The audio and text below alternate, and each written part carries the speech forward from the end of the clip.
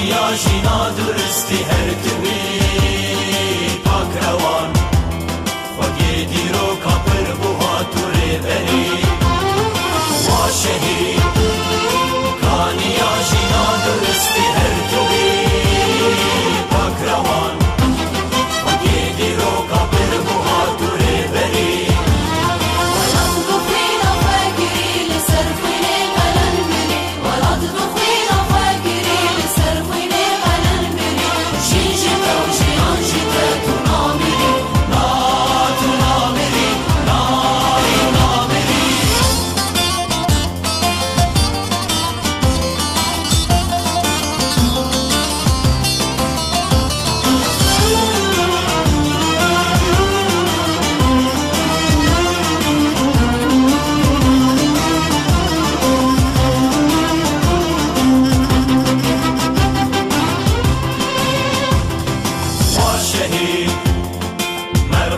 سوزو پیمان گراتیه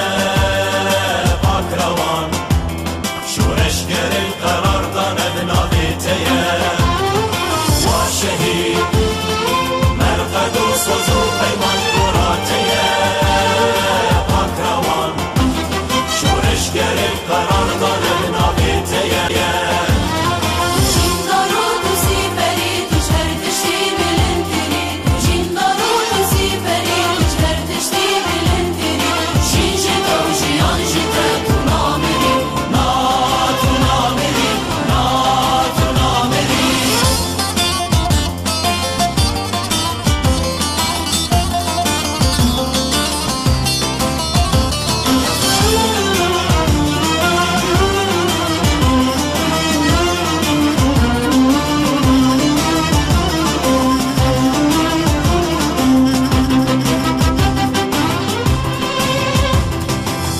شهید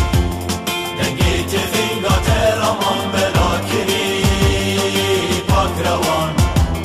رامان بده